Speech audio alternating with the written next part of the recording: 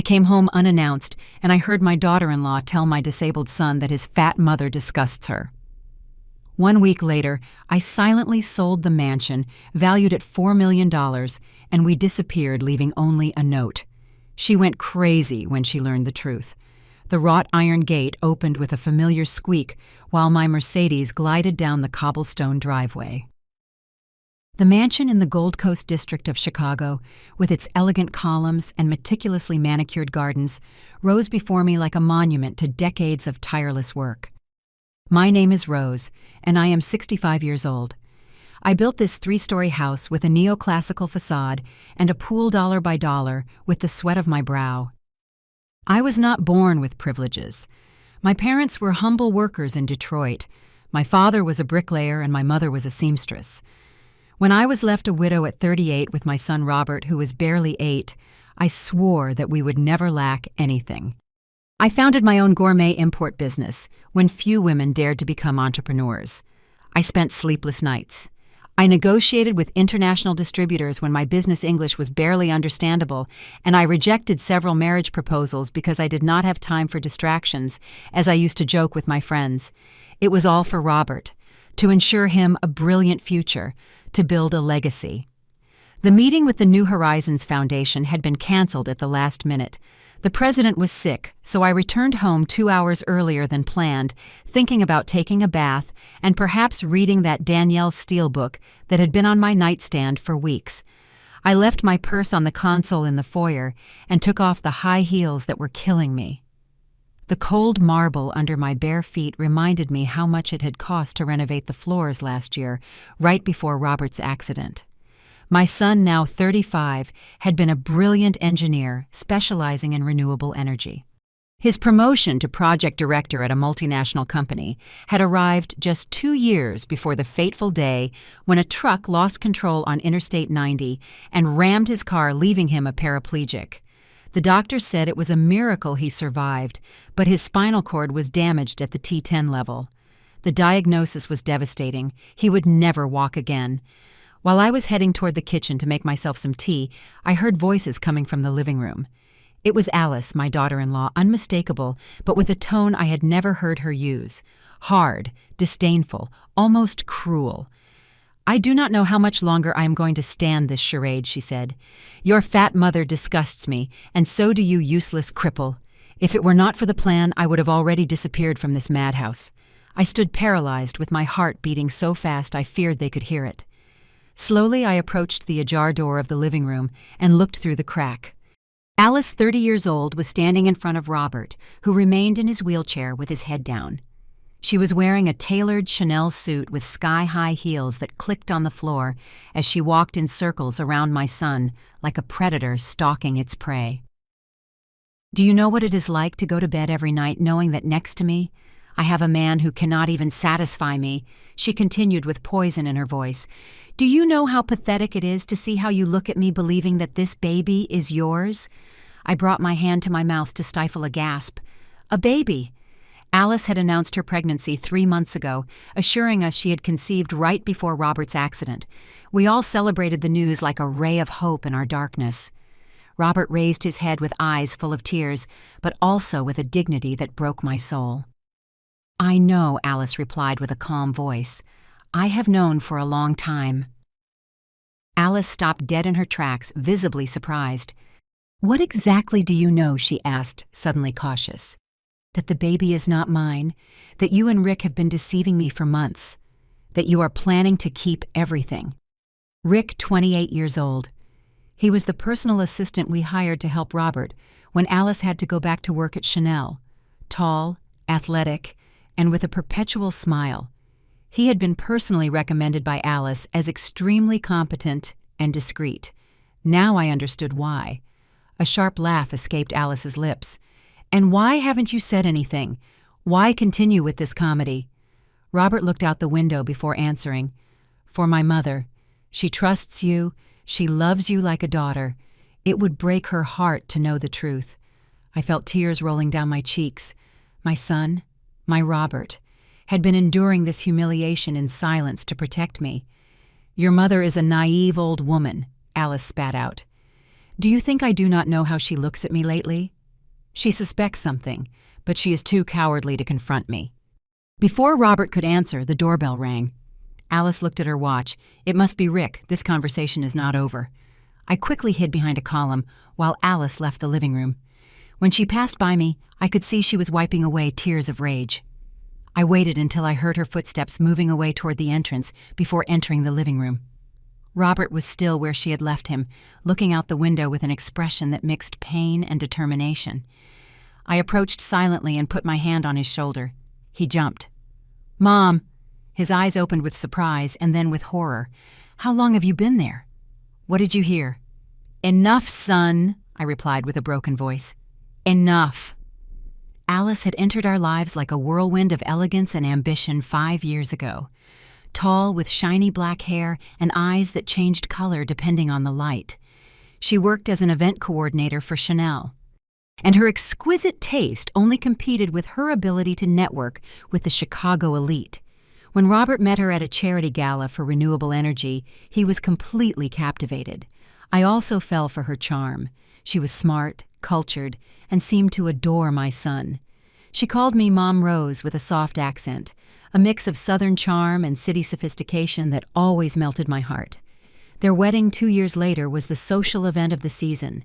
I paid every dollar with pride, happy to see my son so radiant. Alice wore a designer dress that cost more than my first apartment, but I did not care. She deserves the best, I thought then. My Robert has chosen well. During the first 3 years, everything seemed perfect. Alice supported Robert's career. She bragged about his achievements at social dinners and even talked about leaving her work when they decided to have children. She took us to trendy restaurants, introduced us to her influential contacts, and always had a little detail for me. A silk scarf, a French perfume, a book signed by the author. When the accident happened, Alice seemed to transform into a guardian angel. She took a leave of absence from work. She accompanied Robert to rehab, investigated experimental treatments, and consoled us both when tears overcame our strength. "We will get through this together as a family," she repeated while holding our hands in the darkest moments. I clearly remember the day Robert returned home from the hospital 3 weeks after the accident. Alice had transformed the study on the ground floor into an adapted bedroom with an adjustable bed railings and enough space to maneuver the wheelchair. "Do you like it?" she asked, nervous. "I have thought of everything. The nurse helped me choose the equipment." Robert looked around, his face an impenetrable mask. "It is fine," he replied with a flat voice. "Thank you." That night, while I was preparing a light dinner in the kitchen, I heard Alice crying in the bathroom. When she came out, she had red eyes, but she was smiling. "It is just exhaustion, Mom Rose, do not worry." During the first weeks, our routine revolved completely around Robert. Medical visits, rehab exercises, learning to handle the chair, and adapting the house. Alice remained the dedicated wife, reading engineering articles to him, telling him anecdotes from work, to distract him preparing his favorite dishes. But as months passed, something began to change in her. First, it was small details. She arrived a little later from work. She spent more time on her phone. She showed impatience when Robert had a difficult day. One night, approximately 6 months after the accident, I heard her talking on the phone on the balcony. Her voice had a tone I had not heard in a long time. Cheerful, flirty, slightly nervous. "I cannot talk much." "Yes, I miss you too. I will see you tomorrow." When she came in and saw me in the hallway, she quickly put away the phone. "It was Claudia from work," she explained without me asking. "We are organizing a charity event." I nodded, not knowing what to think. Claudia was her co-worker, an exuberant woman divorced twice who, according to Alice, knew half of Chicago. It was then that we decided to hire Rick.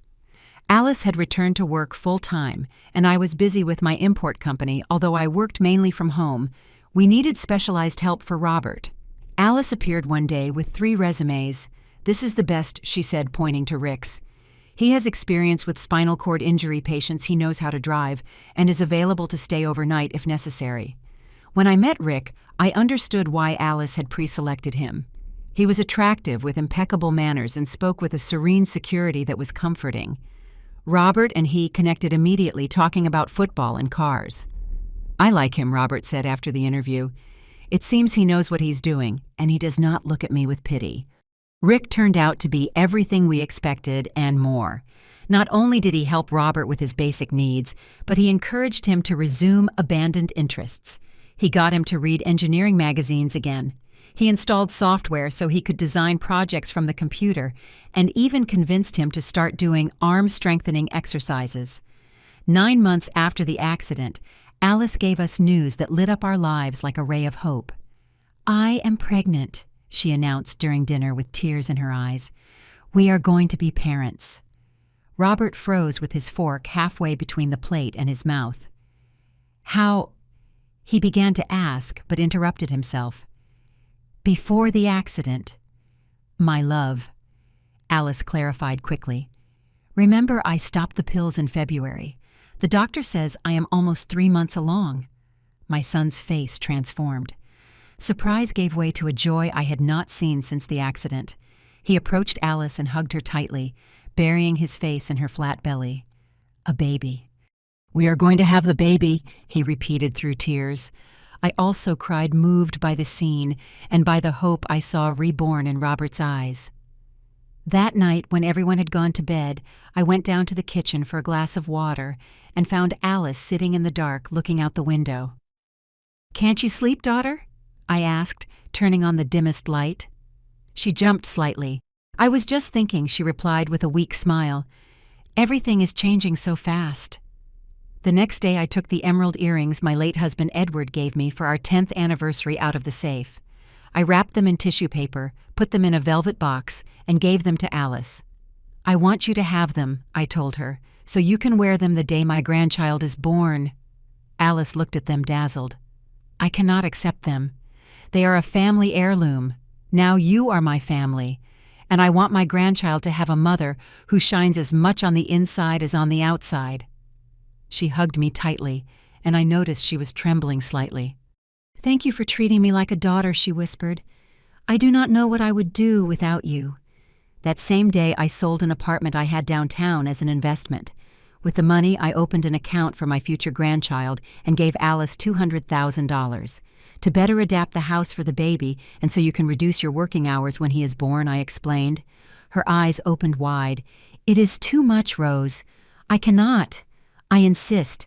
I want you to focus on being happy and taking care of my grandchild." Life seemed to take a new course with the news of the pregnancy. Robert began to take an interest in adapting the house for the baby. He researched strollers compatible with his wheelchair, and he even contacted former colleagues to explore the possibility of working from home. Rick became an even more constant presence in our lives. Alice insisted that he should stay overnight 3 times a week so I could rest well during the pregnancy. We set up a room for him on the ground floor next to Robert's adapted bedroom. Doubt once planted grows like weeds, feeding on small details, furtive glances, half-spoken words, uncomfortable silences. And soon what seemed like isolated coincidences began to form a pattern impossible to ignore. The neighbor Carol, a retired widow who lived in the house next door and with whom I shared coffee on Wednesdays, was the first to sow the seed. "Rose, I do not want to be nosy," she said, stirring her latte. "But do you know that boy who works for you well, Rick?" I looked up from my cup. "Of course. He has been with us for almost 6 months. He is totally trustworthy." Carol pressed her lips together, hesitating whether to continue. "It is just that the other day I saw them. Him and your daughter-in-law at the Milano Cafe. They seemed very close. Close, I repeated, feeling a knot in my stomach. They were holding hands across the table, and it did not look like a work conversation." Carol lowered her voice. "I thought you should know. Maybe it is just my imagination as a gossipy old woman, but—" "I appreciate the concern, Carol," I interrupted her, trying to maintain my composure, "but I am sure there is an explanation. Alice considers Rick almost like a brother. It is normal for them to be close." Carol nodded, but her skeptical look said otherwise. That night, I checked Alice's phone while she was showering. I felt terrible doing it, but anxiety consumed me. I found nothing suspicious in her messages, but I noticed she had a duplicate WhatsApp application, something that seemed strange to me. The following weeks, I became a silent observer, attentive to every detail. I noticed how Alice received messages at all hours, how she smiled at the phone and went out to the balcony to answer how Rick and she seemed to have secret codes, complicit looks. One day while I was cleaning Rick's room, something I insisted on doing myself. Even though we had a cleaning service, I found a receipt from a hotel in Milwaukee from 3 weeks ago. It coincided with a weekend when Alice had supposedly gone to a fashion congress in another city. The finding left me paralyzed. There could be 1,000 innocent explanations, I told myself. Maybe Rick had taken advantage of his day off to visit Milwaukee. Maybe the receipt was old. Maybe. But when I lifted the mattress to change the sheets, I found something that pulverized all my justifications. A photograph of Alice and Rick hugging on a beach, smiling at the camera like two lovers. By Alice's slightly bulging belly, I calculated the photo was recent, probably from a month ago. I sat on the bed, shaking. All the pieces fit now, the absences, the secret calls, the growing intimacy, the conversation I had overheard. But what tormented me most was a new suspicion even more terrible. What if the baby was not Robert's? I mentally reviewed the dates. Alice had announced her pregnancy 9 months after the accident. She claimed she had gotten pregnant just before when Robert still could. But what if it was a lie? What if the father was Rick Rage and pain clouded my vision? I wanted to confront them immediately, to unmask their deception in front of everyone. But something stopped me. Robert. My son, who had found in that baby a reason to keep going. Destroying that illusion could devastate him completely. I needed more proof, to be absolutely sure before acting. And above all, I needed a plan to protect Robert, both emotionally and financially. I put the photograph back where I had found it and left the room with a shrinking heart. That night during dinner, I observed Alice and Rick with new eyes. Every smile, every gesture, every word now seemed loaded with a sinister meaning. Robert, oblivious to everything, spoke enthusiastically about advances in robotic prosthetics he had read in a scientific journal. In 10 years, maybe less, paraplegia could be a thing of the past, he said with a shine of hope in his eyes. Imagine I could walk again, play with our son. Alice smiled mechanically, nodding at the right moments. But her eyes constantly wandered toward Rick, who ate in silence at one end of the table. That would be wonderful, honey, she finally replied, but I do not want you to get your hopes up too much. You know what the doctors say about realistic expectations. I saw how the light in Robert's eyes went out at the comment, and I felt a stab of pain. My son did not deserve this. He did not deserve a wife who cheated on him, who undermined his hope, who was possibly making him believe that another man's child was his. That same night when everyone was sleeping, I searched my office for the property deeds of the house, the deeds to my companies, and all important papers. I gathered them and put them in my personal safe, changing the combination. I also transferred a significant sum from my main account to a secondary account that Alice did not know about. They were small acts of protection. I did not know exactly against what, but my maternal instinct drove me to shield what was mine, what belonged to Robert. The next day, while checking the mail, I found a letter from the bank addressed to Robert. I opened it, worried it was some urgent matter that he and his state might have forgotten. What I read left me frozen. It was a notification of a change of ownership in his accounts. Someone had added Alice as a co-holder with full powers on all of Robert's accounts, including his investment funds and his pension plan. Robert's signature was there, but it looked strange, shaky. Had my son signed this document consciously, or had they tricked him somehow? I decided to consult with Martin, the lawyer who had handled family matters for years. I called him pretending I wanted to update my will, but once in his office I told him all my suspicions. Mrs. Rose said, "Martin, after listening to me attentively, what you are telling me is very serious. If your suspicions are true, we would be talking about a possible case of financial manipulation, even forgery, if your son's signature was obtained with deceit. What do you recommend?" Martin said. "First, absolute discretion. Do not confront anyone yet. Second, we need to gather more evidence. And third, we must protect the family assets before it is too late." I left the office with a clear action plan. That same afternoon, I hired a private investigator, recommended by Martin, an ex-cop named David. I tasked him with watching Alice and Rick, documenting their meetings and investigating their pasts. I want to know everything, I told him. Where does Rick come from? How did he really meet Alice? If they have joint bank accounts? Everything. David nodded with professionalism. I will have a preliminary report in a week, Mrs. Rose. Meanwhile, act natural. Do not change your behavior or give reasons for suspicion. During the following days, I maintained a facade of normality that cost me superhuman effort. I smiled at Alice, chatted with Rick, and took care of Robert as always. But inside, my heart broke a little more every time I saw my son talk to Alice's belly, excited about a future I feared was a cruel lie. One afternoon, while Alice was at work and Rick had taken Robert to physical therapy, I decided to check my daughter-in-law's room more thoroughly. I knew I was invading her privacy, but my son's well-being was at stake. In the back of her closet, hidden between shoeboxes, I found a small security box. I tried to open it without success. I was about to give up when I remembered that Alice always used the same combination for everything, her birthday. The box opened. Inside, I found several documents, including an ultrasound of the baby.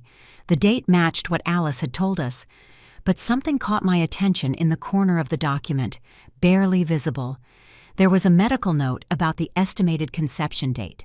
According to that calculation, the baby had been conceived 2 months after Robert's accident, when he was already in the hospital, incapable of having relations. I felt the ground open under my feet. My worst fear was confirmed. The baby was not Robert's. Alice was not only cheating on my son with Rick, but she was making him believe that child was his, giving him false hope, a reason to live based on a colossal lie. I also found another document that left me breathless, a draft agreement for the sale of the house with my forged signature. According to this document, I agreed to sell the mansion and split the money into 3 equal parts, for me, for Robert, and for Alice. But knowing the manipulation they were exercising over Robert, it was easy to imagine that the money would actually end up in 2 parts, neither of them for my son. I photographed all the documents with my phone and put everything back as it was. Then I locked myself in my room and cried as I had not done since my husband's death. I cried from rage, from helplessness, from pain for my son. But above all, I cried from disappointment. I had welcomed Alice like a daughter. I had opened the doors of my house and my heart to her. I had entrusted her with the most valuable thing I had, Robert's well-being, and she had betrayed us in the vilest way.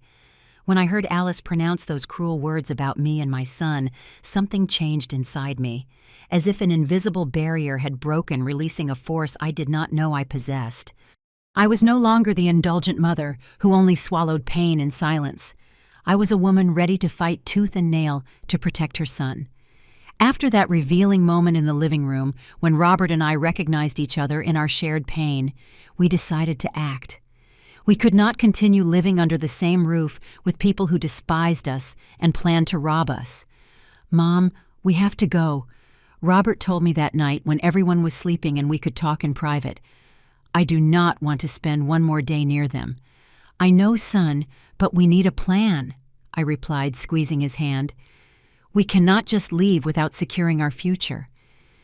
The private investigator's report arrived 2 days later, confirming our worst suspicions.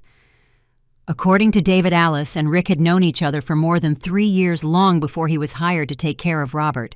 In fact, everything pointed to Rick having falsified his resume and his references to get the job. He had no previous experience with spinal cord injury patients. He had been a waiter and occasional model. The most alarming thing was that they had both recently opened a joint bank account in the Cayman Islands, where they had deposited significant sums of money. The origin of that money was suspicious, and David suggested it could come from the sale of the jewelry I had given Alice, including my mother's emerald earrings. "There is also something else," Mrs. Rose added David. "I have found evidence that they are actively looking for buyers for this house. They have contacted several luxury real estate agencies. The plan was clear: take control of our assets, sell the house, and disappear with the money, probably abandoning Robert to his fate." With the help of Martin, we developed a meticulous counterplan. One, transfer legal ownership of the house and my companies to a foundation controlled by Robert and me. 2, empty the joint bank accounts and transfer the money to secure accounts in Switzerland. 3, find a new home accessible and safe far from Chicago. 4, prepare the exit without raising suspicions. 5, leave a letter revealing that we knew everything along with copies of the evidence. Everything had to be executed with military precision. Alice and Rick must not suspect anything until it was too late. In Martin's office, I signed dozens of documents. Some transferred the ownership of the house to the Hope Foundation, ironically created originally to help people with disabilities. Others gave me full legal power over Robert's finances with his notarized consent, and others blocked any attempt by Alice to claim part of our assets. With this, Mrs. Rose, the house and the companies are armored, Martin explained. Even if they try to sell them, they cannot.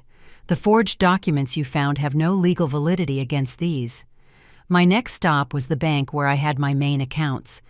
There I met with the director, James, a discreet man who had been managing my finances for over 15 years.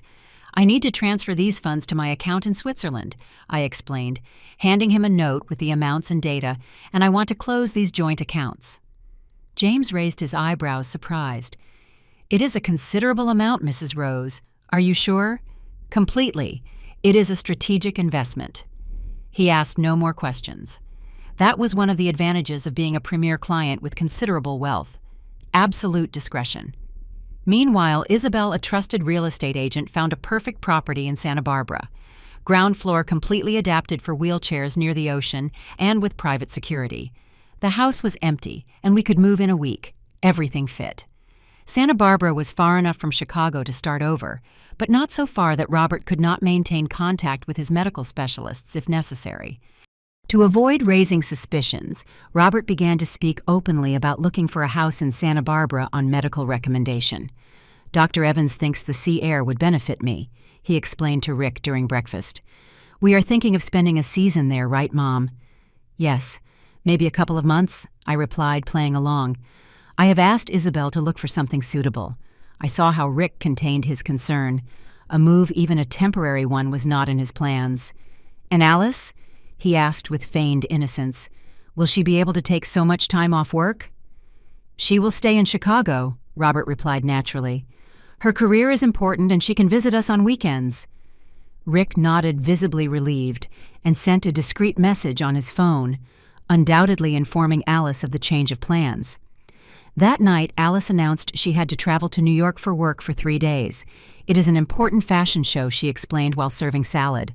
I cannot cancel it. Of course not, honey, Robert replied with a naturalness that surprised me. Mom and I will be fine. Besides, Rick is here. It was our perfect opportunity.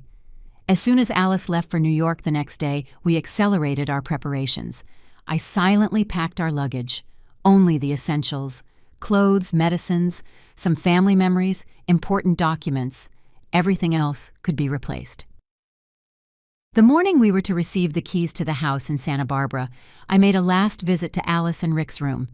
I was not looking for anything in particular, just wanted to say goodbye in my own way to this space that had harbored so much betrayal. In Alice's closet, between boxes of designer shoes bought with my money, I found something unexpected. A large envelope with the letterhead of a luxury real estate agency. Inside was a preliminary agreement for the sale of the house signed by Alice as owner, with a forged power of attorney with my signature. The closing date of the sale was in 2 weeks. I felt no surprise but a final confirmation. They were accelerating their plans, perhaps pressured by our sudden interest in Santa Barbara. I took the document as final proof and added it to our dossier. That afternoon, when Rick took Robert to his weekly medical appointment, which was actually a visit to the notary for the final procedures, I received a call from Alice. Mom rose. Her voice sounded strangely tense. Is it true you are thinking of moving to Santa Barbara? Just temporarily, daughter, I replied with feigned innocence. The doctor thinks the change of scenery would be good for Robert. Are you worried about something? No. It is just that I was surprised. With the baby on the way, so many changes. The baby will not be born for another 4 months, I reminded her. By then, we would be back. Unless... Is there something I should know about the pregnancy? A revealing silence settled on the line. "No, everything is going perfectly," she finally replied. "I will be back tomorrow night." "We will talk then." Too late, I thought as I hung up. Tomorrow night, Robert and I would already be far away. That night, the last in our house, Robert and I dined alone on the terrace. The night was warm. The stars shone over Chicago, and a complicit silence enveloped us. The garden I had cared for with such love for decades stretched before us. The pool lights cast bluish shadows on the blooming rose bushes. "Are you sure about this?" Mom Robert finally asked. "It is leaving a whole life behind." I looked around at the manicured gardens, the illuminated pool, the expensive furniture that had witnessed so many family moments. "Memories come with us, son," I replied with serenity. "Material things can be replaced. Dignity and truth cannot." Robert nodded, with eyes shining with contained emotion. "Thank you for fighting with me. Always, son. Always." In the living room on the coffee table, we left an envelope with a handwritten letter, along with copies of all the evidence we had gathered. The letter, brief but forceful. It said, "Alice and Rick, we know everything. The deception, the lies, the plans to keep our house, and our money. We know the baby is not Robert's. We know about the account in the Cayman Islands, the jewelry sold, the forged documents. We will not see you in court because we do not want to subject ourselves to that emotional wear. But know that the house no longer belongs to you, nor will it ever. All assets are legally protected. Do not try to find us. This story is over. Rose and Robert." As I sealed the envelope, I remembered all the times I had opened my heart and my home to Alice. The family dinners, the Christmas gifts, the shared confidences. She had treated me like a mother. She had called me Mom Rose with a sweetness that I now knew was calculated and false. The pain of that betrayal was like a knife twisting in my chest. "Do you think they will come looking for us?" Robert asked, interrupting my thoughts. "They will try," I replied. "But by then, we will be protected. Martin has been very clear. They have no legal right over us or our assets." That night, I barely slept. I mentally reviewed every detail of the plan, ensuring we had not forgotten anything important. My mind wandered through the memories of this house, the laughter, the tears, the moments of genuine happiness. It was painful to think we would leave so much behind, but more painful would be to stay in a place turned into a prison of lies. At 5 in the morning, before the sun began to illuminate Chicago, I finished packing the last belongings. Only the essentials. Documents, medicines, some family photographs, clothes. The rest, as I had told Robert, we could replace. The adapted car I had hired arrived punctually at 6. The driver, a discreet man recommended by Martin, loaded our suitcases while I helped Robert settle in comfortably. Closing the house door for the last time, I felt a mix of pain and liberation. It was like amputating a gangrenous limb. Painful but necessary to survive. As the car went through the iron gate, I looked back one last time. The mansion stood imposing against the sky that was beginning to lighten, beautiful and empty like an abandoned shell. I felt no nostalgia but the certainty of doing the right thing. Robert took my hand and squeezed it tight. To Santa Barbara indicated the driver. To our new life. And while Chicago faded in the distance, I felt we were leaving behind not only a house but all the pain, the betrayal, and the lies. Ahead awaited an uncertain but honest future. A future we would build together brick by brick, truth by truth, as we had always done. The trip to the airport and the private flight to the coast took almost 6 hours. We arrived mid-afternoon. The house Isabel had found for us was in a quiet neighborhood a few minutes from the beach. It was a modern single-story villa with large windows that let in sunlight and an access ramp perfect for Robert's wheelchair. Nothing like our mansion in Chicago, but it had something the other had lost. The feeling of home, of a safe haven. "What do you think?" I asked Robert as we toured the rooms. He looked around, observing the open spaces, the wide hallways, the adapted bathroom, and then smiled. It was a small, tired smile, but authentic. "It is perfect. Mom, we can start over here." That night we ordered takeout and dined in silence on the back terrace, listening to the distant sound of the ocean. The salty air had a purifying effect, as if it cleaned the remnants of toxicity that Chicago had left in us. "Do you think they are back home yet?" Robert asked suddenly. He knew exactly who he was referring to. "Probably. Alice said she would be back tonight. I would like to see their faces when reading the letter," he said, with a mix of bitterness and satisfaction. I smiled slightly. David installed a hidden security camera in the living room. "If you want, we can see it." Robert's eyes lit up with surprise. "Seriously? We can see what is happening there?" I nodded, taking out my tablet. "I just need to connect to the app." The image appeared on the screen, our old living room empty and silent under the dim light of dusk. For almost half an hour nothing happened, and we were about to leave it when we heard the sound of keys in the door. Alice entered first, dropping her travel bag on the sofa. "Robert Rose," she called. "I am home." No one answered. We saw her frown confused and then take out her phone. "Rick, where is everyone? Did you take Robert somewhere?" She listened for a moment and then her expression changed to worry. "What do you mean you do not know you are supposed to be here?" "Yes, of course I am sure. I just arrived and the house is empty." She hung up and began to tour the ground floor, calling us with increasing urgency. Finally, she returned to the living room, and that was when she saw the envelope on the coffee table. She opened it with trembling fingers and took out the letter. As she read, we saw her face go from confusion to shock and finally to fury.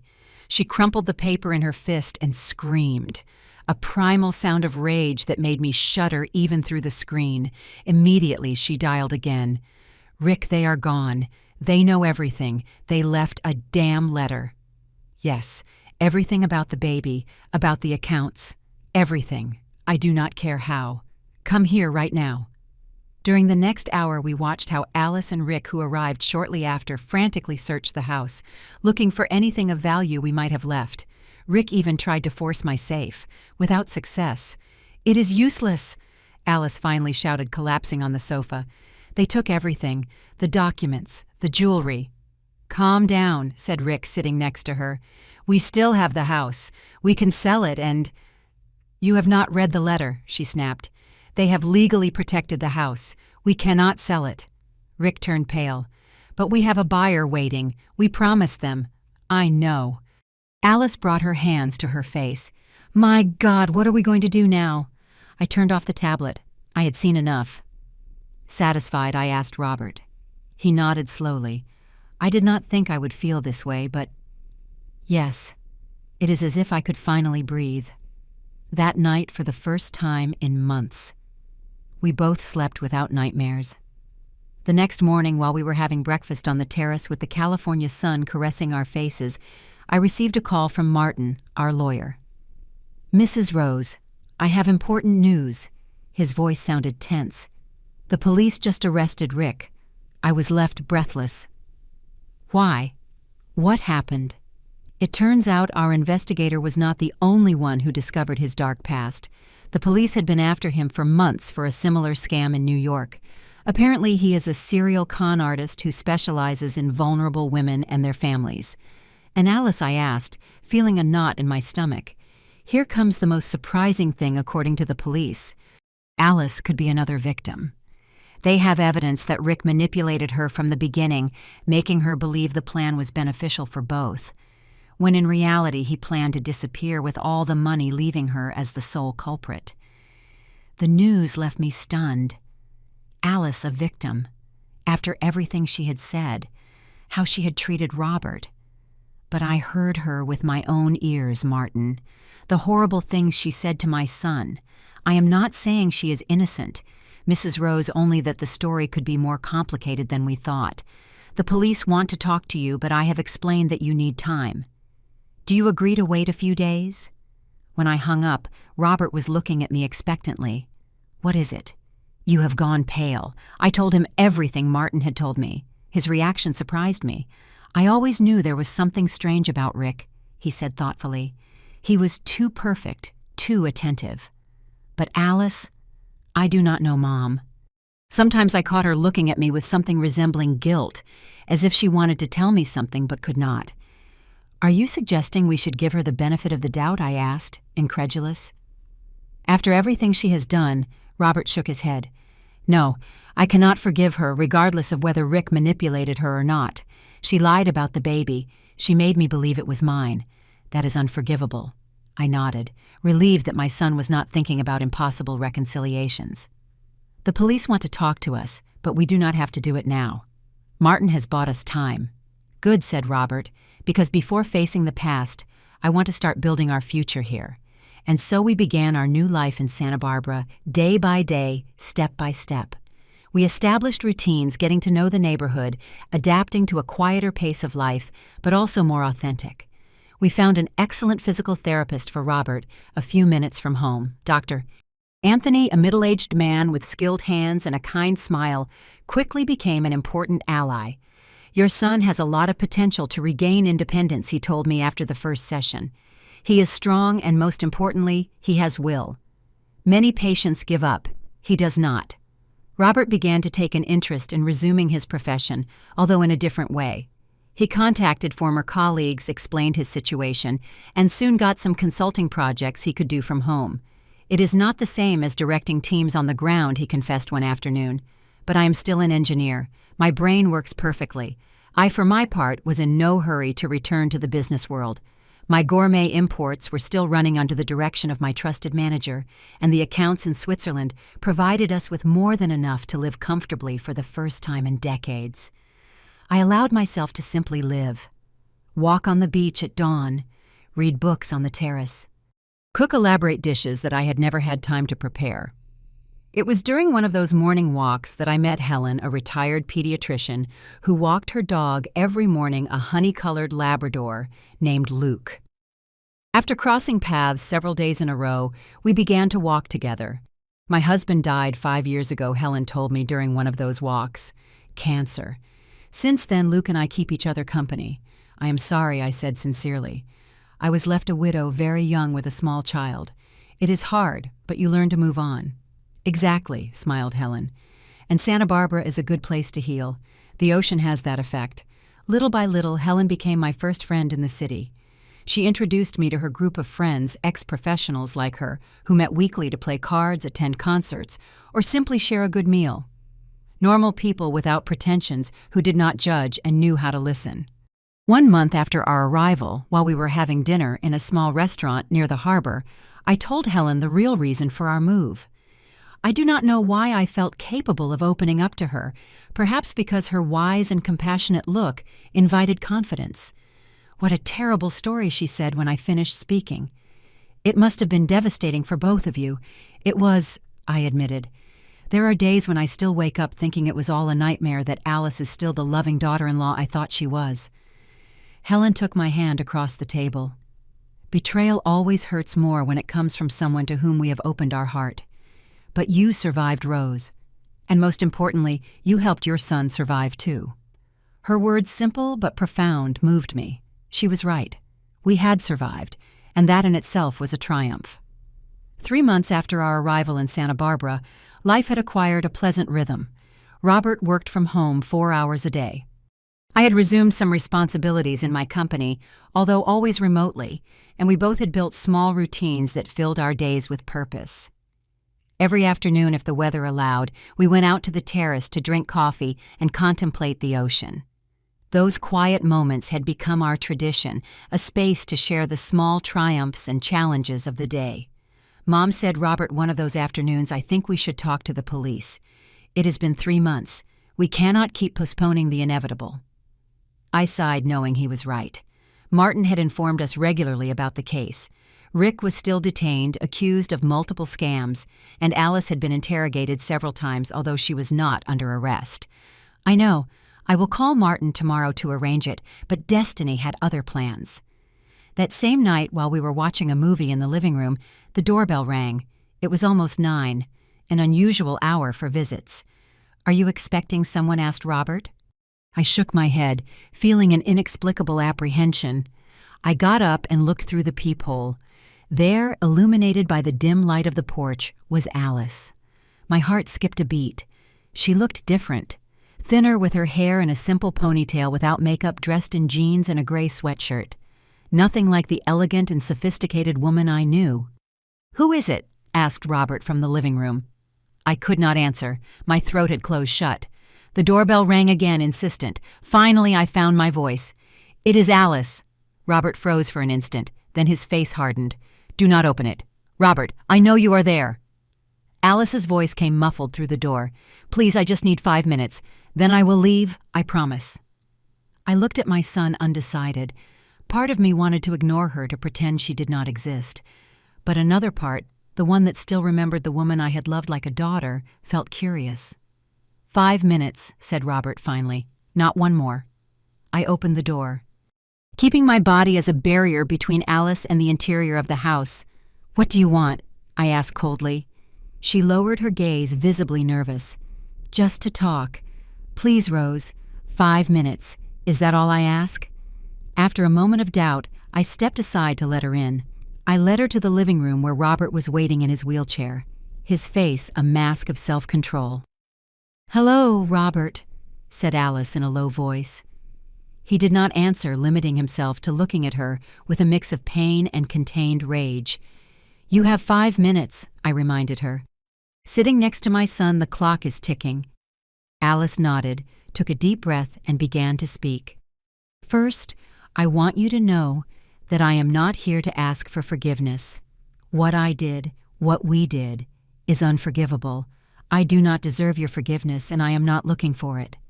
She stopped as if she were choosing her words carefully. "I am here because I thought you should know the complete truth. Not to justify myself, but because you deserve to know everything." Then she told us her story. How she had met Rick 2 years earlier at a fashion party. How he had seduced her with promises of a life of luxury that she, raised in a humble family, had always longed for.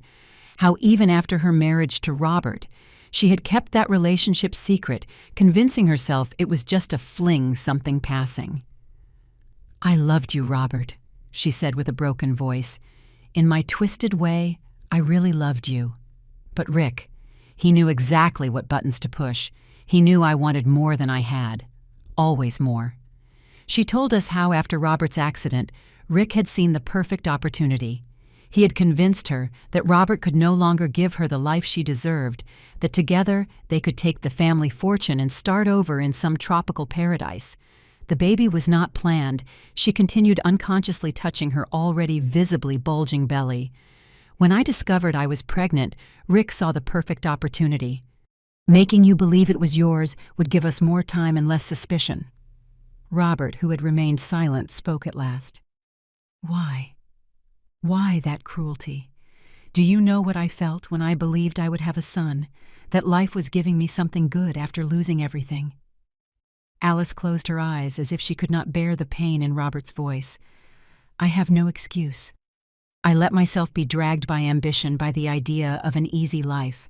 And when I tried to back out when I saw how excited you were about the baby and felt I could not go on with this. Rick threatened me. He threatened you. I intervened, skeptical." She nodded. "He said he had proof that I had been an accomplice in previous scams, that I would end up in jail if I abandoned him. And I, like a coward, kept going." She told us how gradually she had realized that Rick never intended to share the money with her, how she had discovered too late that he planned to disappear with everything, leaving her to face the consequences. "The night you left, when we returned to the empty house and found your letter, Rick went crazy. He blamed me for everything. He said I had ruined his plans. That was the first time he hit me." She lifted the hair from her temple, showing a recent scar. 2 days later, the police came to arrest him. Apparently, they had been investigating him for months for similar scams across the country. They interrogated me for days. They thought I was his main accomplice. Her voice broke. And I was.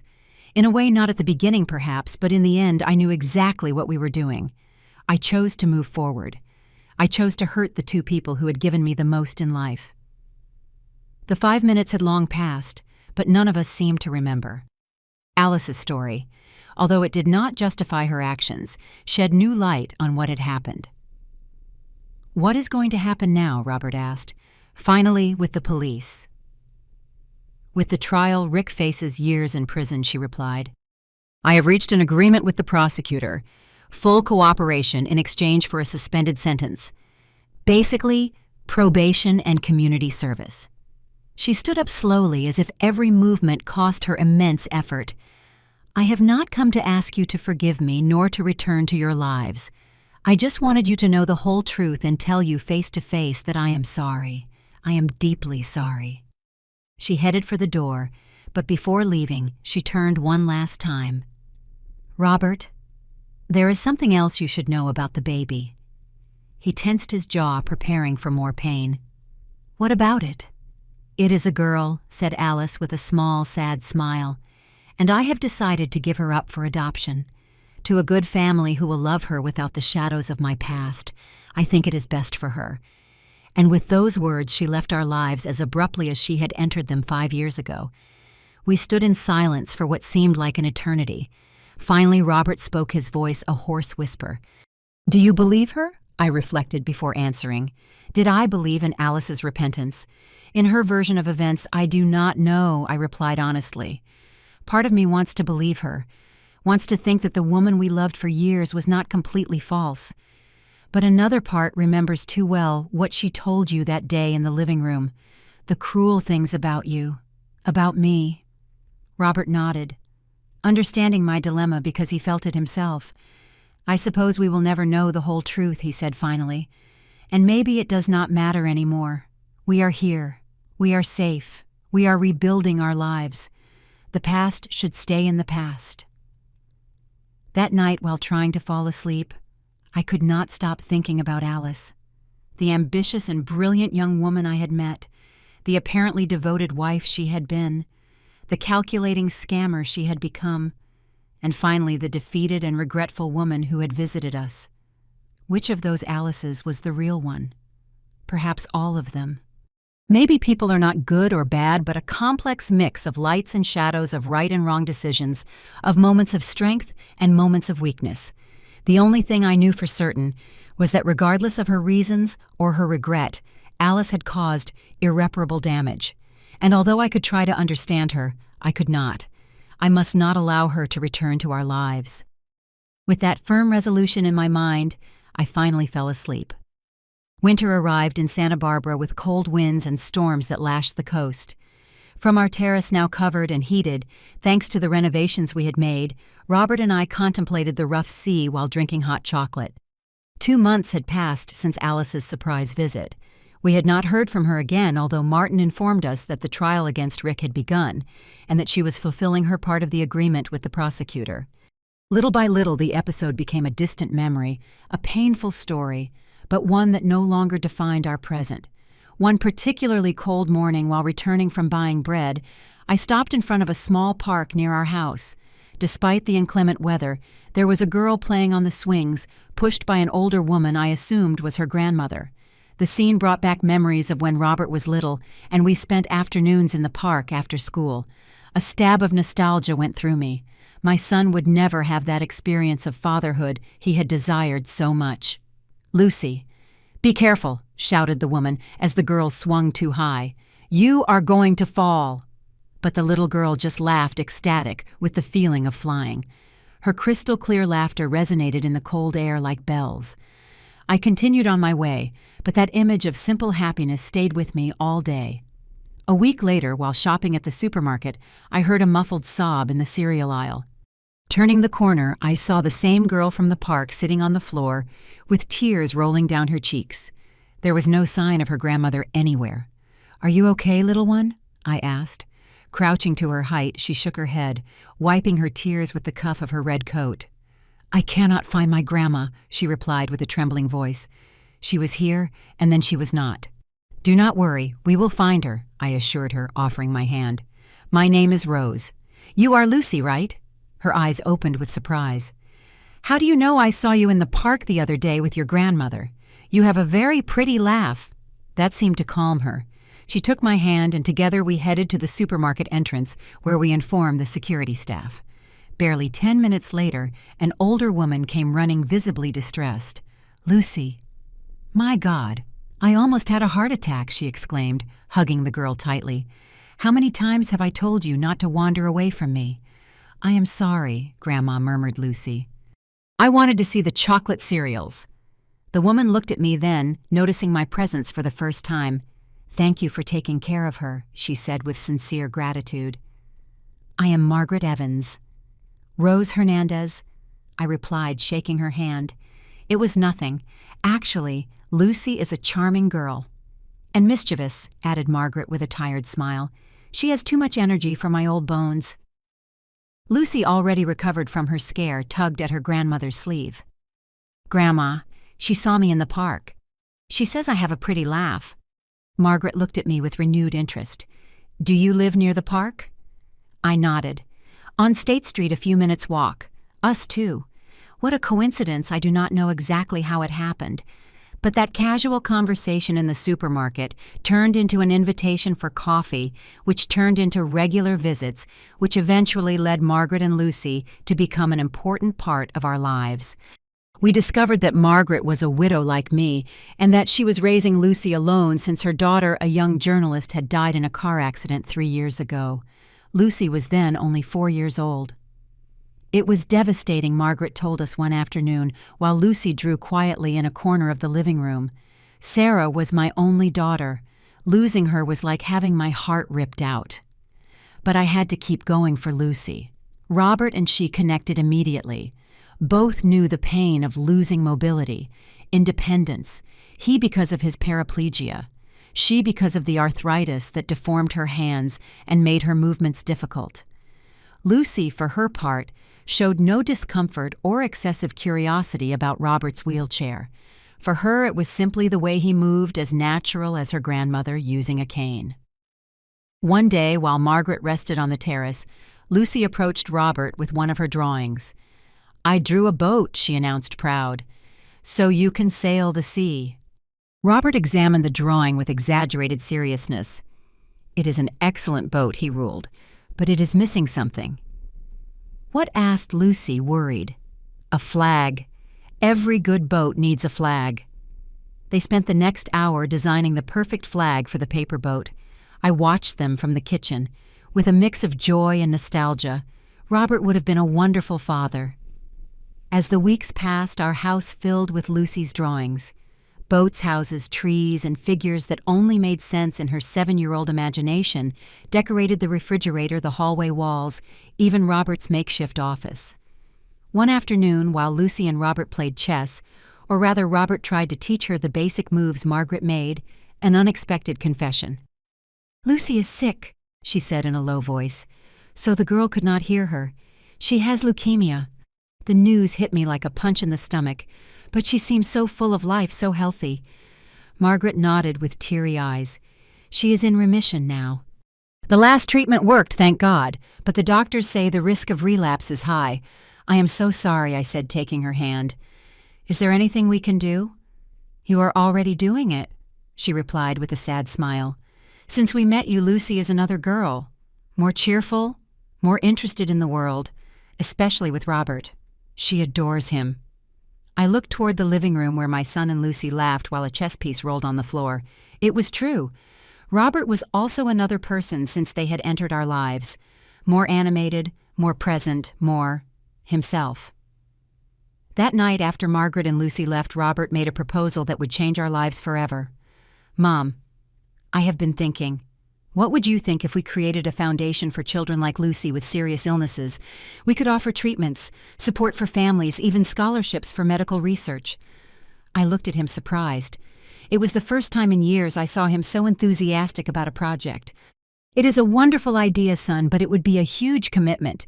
I know, he replied with determination, "but we have the resources, we have the time, and above all, we have the experience of knowing what it means for life to change from one day to another. We could make a difference." "Mom, have you thought of a name?" I asked, knowing already that I could not refuse that shine in his eyes. "The Lucy Foundation," he replied without hesitation. "If Margaret thinks it is okay." "Of course." And so from the most painful betrayal, the most beautiful project was born. As if the universe had decided to balance things, returning to us with interest what we had lost. While preparing dinner that night, I thought about the long and tortuous road that had brought us here, about Alice and her betrayal, about our desperate escape, about the pain we had left behind, and then I thought about Lucy, about her laughter that filled our house, about her courage in the face of an illness she did not fully understand, about the way she had returned the light to Robert's eyes. Perhaps that was life, a constant balance between losses and gains, between endings and beginnings. And as long as we had the courage to keep going, to open our hearts, even after they had been broken, there would always be hope.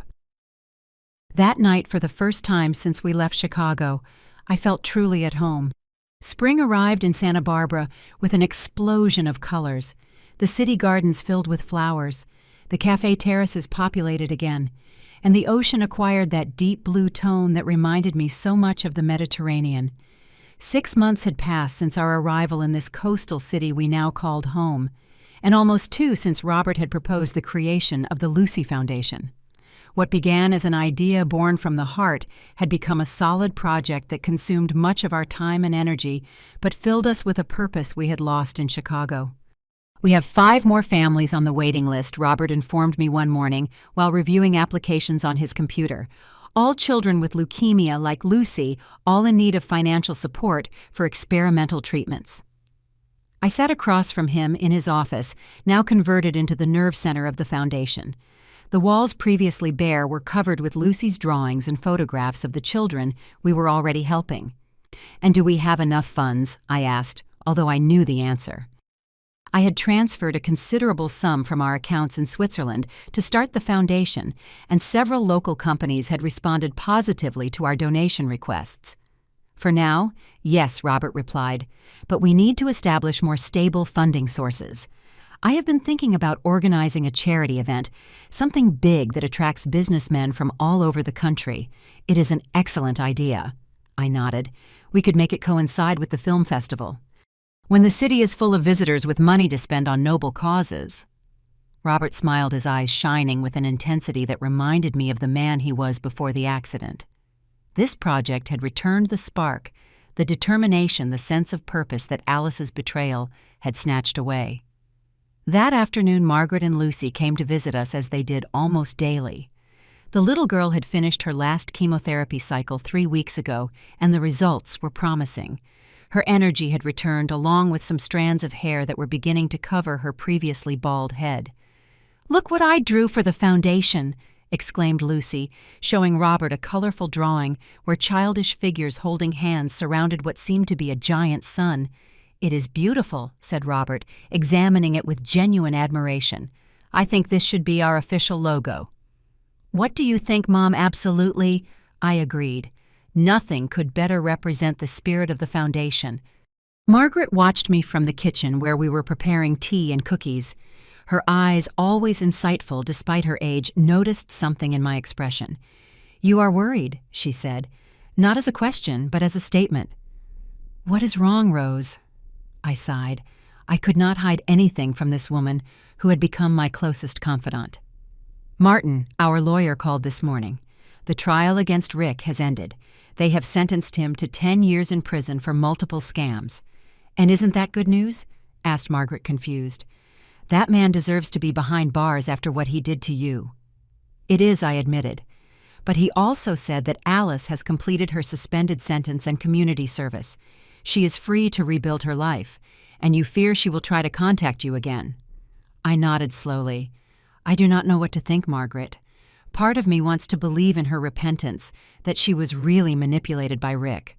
But another part remembers too well her cruel words, the coldness with which she planned to destroy my son." Margaret covered my hand with hers, her fingers deformed by arthritis, but warm and comforting. "Forgiveness is not for the other person. Rose, it is for oneself. It does not mean you must allow that woman back into your lives. But perhaps it is time to let go of the grudge for your sake and Robert's." Her words resonated with me for days. Could I really forgive Alice? Should I? I had no clear answers. But every time I saw Robert working passionately on the foundation, laughing with Lucy, rediscovering his value and purpose, I wondered if everything, even the terrible pain we had suffered, had not been necessary to reach this point. The charity event Robert had proposed began to take shape. We rented the ballroom of a historic hotel in downtown Santa Barbara. We hired a prestigious catering service and sent invitations to entrepreneurs, celebrities, and philanthropists from all over California. The response was overwhelmingly positive. "It is amazing," I commented to Robert while reviewing the confirmation list. "Not even in Chicago, with all our contacts, would we have achieved such a response." "It is," Lucy said Robert with a smile. "Her story touches people's hearts. And yours, too. Mom, the successful businesswoman who leaves everything to help sick children. It is the type of story that inspires people to open their wallets." I laughed, but I knew he was right. Our story, carefully edited to omit the most painful details about Alice, had become part of the narrative of the foundation. The version we shared was simple. After Robert's accident, we had decided to start over in Santa Barbara, where we met Lucy and discovered our new mission in life. The night of the event finally arrived. The hotel ballroom was a display of elegance, dim lights, fresh flowers, music from a string quartet floating in the air, Robert in a tailored suit that highlighted his broad shoulders and disguised the wheelchair. He looked a decade younger. Determination and purpose had erased the lines of bitterness that the accident and betrayal had etched on his face. I had chosen a simple but elegant navy blue dress, complemented only by a pearl necklace that had belonged to my mother. Nothing ostentatious. We wanted the focus to be on the foundation, not on us. "You look beautiful," said Helen, my retired pediatrician friend, seeing me radiant. "It is happiness," I replied, surprising myself with those words. I was happy, and I realized, despite everything, I was. The gala was a resounding success. Robert gave a moving speech about the purpose of the foundation, illustrated with photographs of Lucy and other children we were helping. Margaret shared her experience as the grandmother of a girl with leukemia. And I spoke briefly about our vision for the future, expanding the foundation's services to include psychological support for families, funding research on innovative treatments, and eventually building a specialized rehabilitation center. Donations exceeded our most optimistic expectations. By the end of the night, we had raised enough to help all the families on our waiting list and to start planning the construction of the rehab center. "We did it," Robert whispered, excited, as the last guest said goodbye. "The foundation has a future." I hugged him, feeling my heart overflowing with pride. My son had transformed his pain into purpose, his tragedy into hope for others. What more could a mother ask for? It was then, in that moment of perfect joy, that I saw her, on the other side of the room, almost hidden behind a column, observing silently. Alice. My body tensed instantly. She was wearing a simple cream-colored dress, her hair in an austere bun, nothing that reminded of the elegant and sophisticated woman she had been in Chicago. But it was her, without a doubt. Our eyes met for an instant. There was no challenge in her eyes, nor rage, only a deep sadness, and perhaps regret. She bowed her head slightly, as in a silent greeting, and then headed for the exit. "Mom, are you okay?" Robert's voice brought me back to reality. "You look like you have seen a ghost." "I am fine," I replied automatically, not knowing if I should tell him Alice had been there. Just emotional about everything we have achieved. That night, while Robert slept, I could not fall asleep. The image of Alice watching us from the shadows repeated in my mind. What was she doing in Santa Barbara? How had she found out about the event? What was she looking for? The next morning, while having breakfast on the terrace, I decided to tell Robert. "Alice was at the gala last night," I said without preamble. "I saw her when almost everyone had left." Robert stood motionless with the coffee cup halfway to his lips. "Are you sure?" "Completely." We looked directly at each other. "Did she approach? Did she say anything?" "No," I replied. We just looked at each other for a moment, and then she left. Robert put the cup on the table, thoughtful. "It is strange. Almost 9 months have passed since we left Chicago. Why appear now? And why not say anything? I had no answers. Only questions and a restlessness I could not shake off." 2 days later, while checking the mail at the Foundation's temporary office, I found an envelope with no return address. Inside was a check for a considerable amount made out to the Lucy Foundation and a handwritten note. "For the children. It is not an apology. I know there is no possible apology, just an attempt to put something good into the world to balance the evil I have caused. I will not bother you again. A. and Alice Navarro. The check was for $200,000, exactly the same amount I had given her for the baby that was never Robert's. I stared at the check for what seemed like an eternity, not knowing what to do. Should I accept this money? Tell Robert, destroy it. Finally, I called Margaret. If there was anyone who could help me see this situation clearly, it was her. We met in a quiet cafe near the harbor. I showed her the check and the note and waited for her reaction. She seems sincere, she said after reading the note several times. She does not ask for forgiveness. She does not seek redemption. She just wants to help. Do you think we should accept it? I asked. It is a lot of money. It could do a lot of good. But it comes from her. Margaret looked at me with that mix of compassion and wisdom I had come to value so much. Money in itself is neither good nor bad. Rose, it is what we do with it that matters, if you can use it to help children like Lucy. Wouldn't that be transforming something born of deception into something good? She was right, of course. And yet, I do not know if Robert can accept it, I confessed. For him, anything related to Alice remains painful. Then let him decide, suggested Margaret. Be honest with him. Show him the check, the note, and respect what he decides. Whatever his choice, it will be the right one for him. That night, I told Robert everything. His initial reaction was exactly what I expected. Tension, disbelief, rejection. I want nothing from her, he said firmly. Not her money, nor her half apologies, nothing. I understand, I replied calmly. We can tear up the check, forget this happened. Robert remained silent for a moment, his eyes fixed on the note Alice had written. Finally, he sighed deeply. But it is not about us, is it? It is about the children. Lucy, the others. They do not have to suffer for my pride or my pain. His perspective surprised me. It was exactly what I had thought. But I did not expect him to reach the same conclusion. So do we accept the money, I asked? We accept it, confirmed Robert.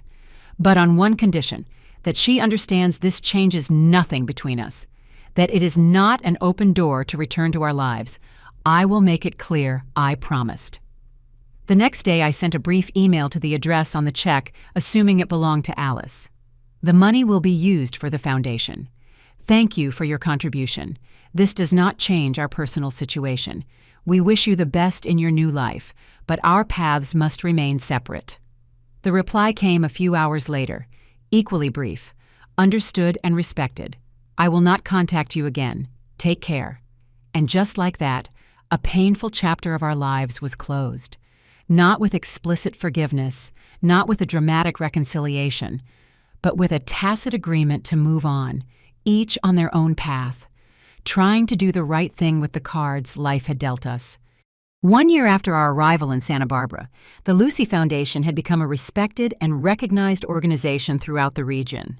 We had helped more than 30 families with sick children, funded 3 research projects on innovative treatments for childhood leukemia, and we were about to inaugurate a small rehabilitation center in a historic building we had restored near the harbor. Robert, now the official executive director of the foundation, had recovered not only his purpose, but also his self-esteem. The wheelchair no longer defined his identity. It was simply one aspect of his life, not his totality. He had returned to smiling, making plans, looking toward the future with hope instead of bitterness. I, for my part, had found a balance I never thought possible after Alice's betrayal. I divided my time between the foundation, my import company, which continued to run efficiently under my trusted manager, and an active social life that included Helen Margaret, and an ever-widening circle of genuine friends. Lucy, our inspiration and daily joy, remained in remission. Her hair had grown back, black and shiny like her grandmother's, and her energy seemed inexhaustible. She spent almost as much time at our house as at hers, drawing with Robert, baking cookies, with me filling our days with laughter and incessant questions about everything imaginable. One sunny afternoon in June, while we were all gathered on our terrace celebrating Lucy's 8th birthday, Robert called me aside. "Mom, there is something I want to tell you," he said with a serious expression that alarmed me instantly. "It is about the new experimental treatment for bone marrow." My heart skipped a beat. We had been funding a promising treatment at a hospital in San Francisco, but preliminary results had not been as encouraging as we hoped. "Has it failed?" I asked, preparing for bad news. To my surprise, Robert smiled broadly. "Quite the opposite. The latest results are exceptional. Dr. Carter says it is the most significant advance in the treatment of childhood leukemia. In the last decade, relief flooded me like a wave. That is wonderful. Robert, does it mean that Lucy—" "Yes," he nodded, with eyes shining with emotion. "Margaret gave her consent this morning. Lucy will be the first patient to receive the full treatment. If it works, her chances of relapse will decrease drastically." I looked toward where Lucy was blowing out the candles on her cake, surrounded by other children from the foundation. Her face illuminated by joy and childish hope that not even illness had managed to snatch away.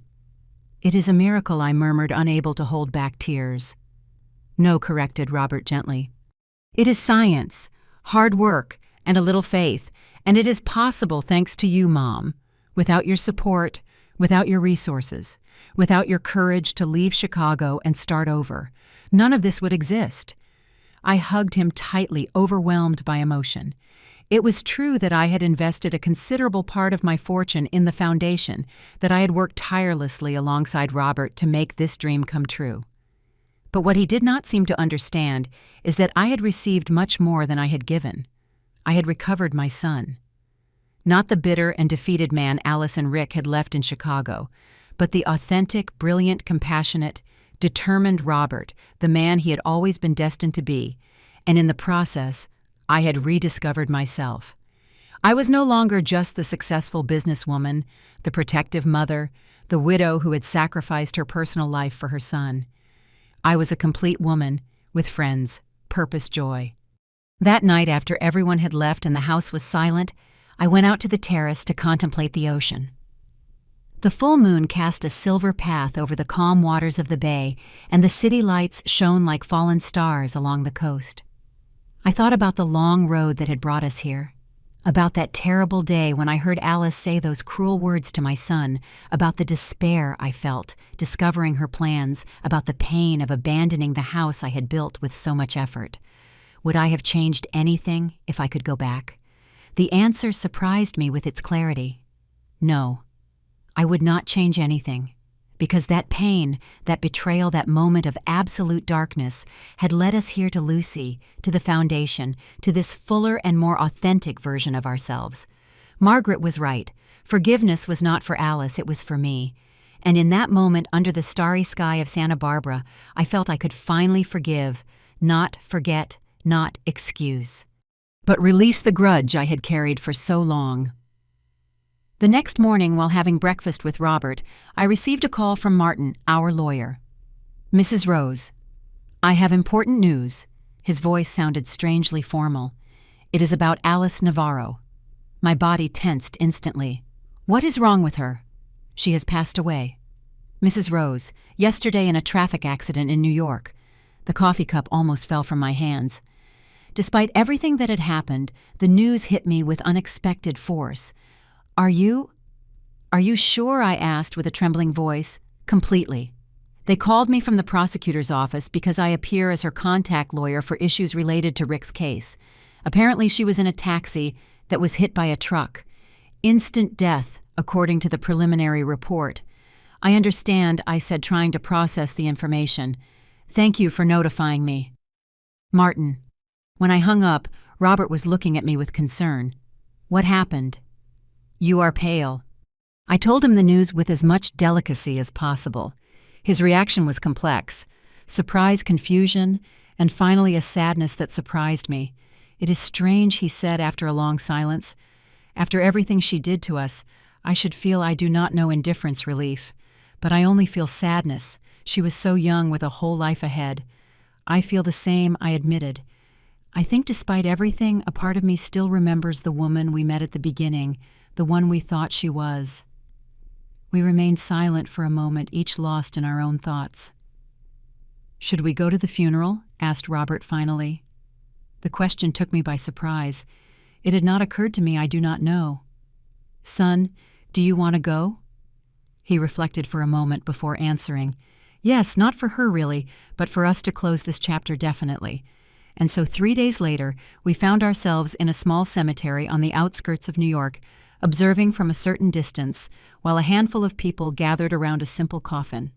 We did not approach the main group. Our presence was not about sharing grief, but about finding our own closure among the attendees. I recognized some people from the fashion world in which Alice had moved. There were no relatives as far as I could see. I wondered who would organize all these things, who would take charge of her belongings, of the legal procedures. The idea of a life ending without anyone really caring seemed deeply sad to me. When the brief ceremony ended and people began to disperse, a middle-aged man dressed in a somber suit approached us. Mrs. Hernandez. Mr. Hernandez, he asked politely. I am Charles Vance, Miss Navarro's lawyer. We tensed instinctively, but his attitude was respectful, almost solemn.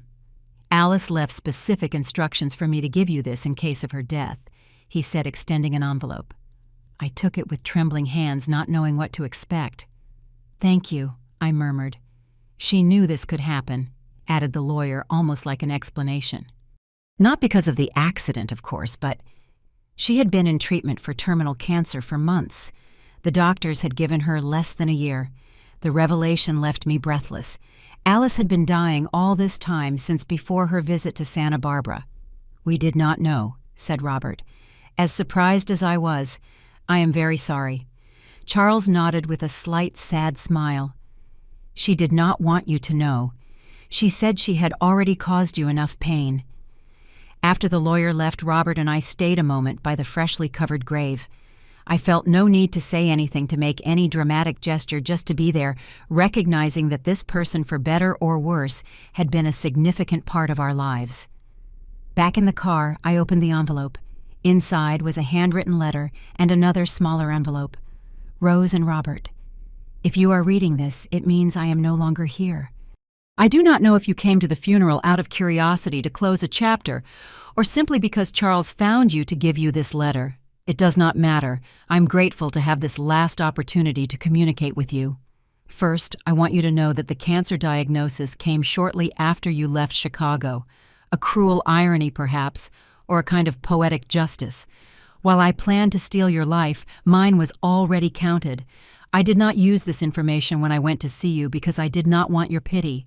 I only wanted your understanding, perhaps, and the opportunity to explain myself one last time. In the attached envelope, you will find my will. I have left everything I have, which is not much, to the Lucy Foundation. I know from the news that you are doing extraordinary work. It does not surprise me at all. You always had that ability to transform pain into something beautiful and useful. I have also left a letter for my daughter for when she is older. I explain who I am, what I did, and why I decided to give her up for adoption. I talk to her about you too, about the strong and resilient woman Rose is, about the brilliant and compassionate man Robert is. I want her to know she comes from a complicated story, but that does not define who she can become. I do not seek your forgiveness. As I said before, I know I do not deserve it. I only hope that with time, the memory of me softens a little in your memories, that it is not only pain and betrayal, but also some good moments that I know we shared. Live well. Be happy. You have earned every ounce of peace and joy life offers you from now on, with love and sincere regret. Alice. When I finished reading, tears flowed freely down my cheeks. I passed the letter to Robert, who read it in silence. His face, a reflection of mine, moved confused, trying to reconcile this last image of Alice with all the previous ones we kept in our memory. The trip back to Santa Barbara was quiet, each lost in our own thoughts. Alice's death did not erase the damage she had caused us, but it added a layer of human complexity that made it impossible to continue seeing her as a simple villain in our story. She was like all of us, an imperfect person who had made terrible decisions, but who in the end had tried in her own way to make peace with her legacy.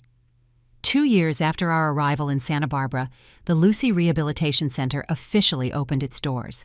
It was a beautiful building, an old cannery converted into a bright and functional space with the latest technologies in physical and oncological rehabilitation, but also with cozy spaces where children could play, read, or simply be children despite their illnesses.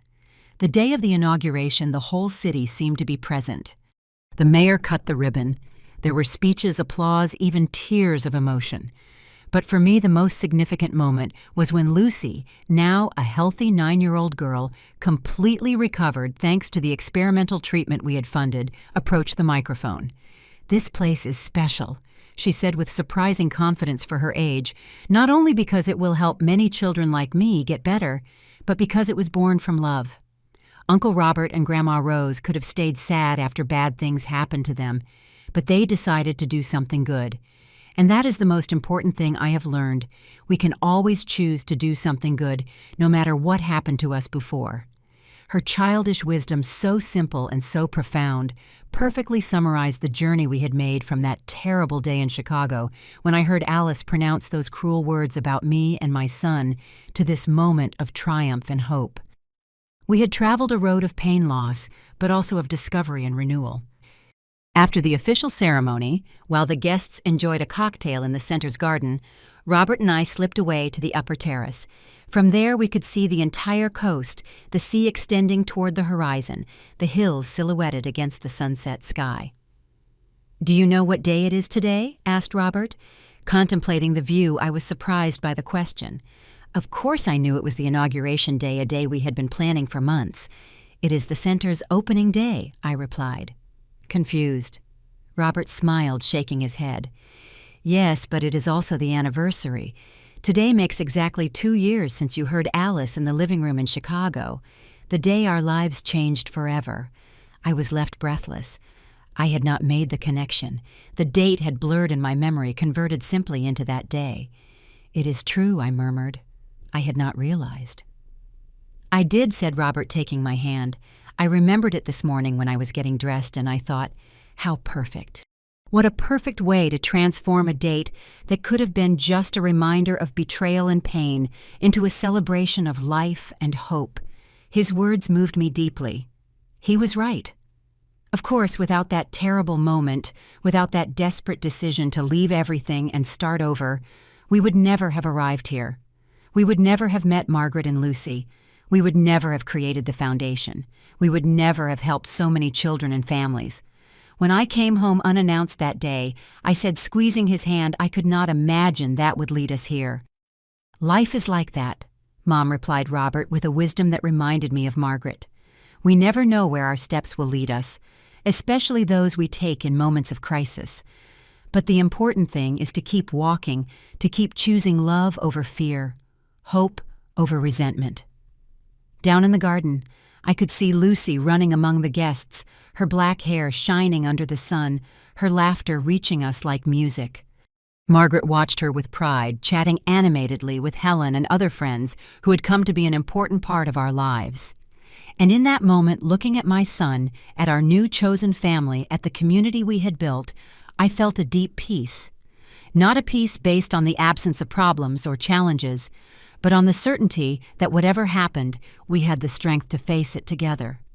"You are right, son," I said finally, "and if I could go back to that terrible day, I would not change anything, because that pain brought us here to this life that with all its scars is fuller and more authentic than the one we left behind." Robert smiled, his eyes shining with contained emotion. So it was worth coming home unannounced. I smiled through the tears that were beginning to form in my eyes. Every minute, son, every tear, every moment of fear, every difficult decision, everything was worth it to get here. And as the sun began to sink into the horizon, dyeing the sky orange and pink, I felt I had finally found my place in the world, not in a luxurious mansion in Chicago, but here in this city by the sea with my son, with our chosen family. With the purpose we had discovered together, life had not been fair to us, but we had been fair to life. We had taken the pain and transformed it into something beautiful, something that would transcend our own lives and continue helping others long after we were no longer here. And that, in the end, was all we could ask for. all that mattered, all that remained when the noise and drama faded. Love, connection, purpose, the ability to look back without regret and forward with hope. I came home unannounced and I heard words that broke my heart. But in that break, I found a strength I did not know I possessed. And in that strength, I found the path to a life I would never have imagined possible. And for that, despite everything, I am grateful.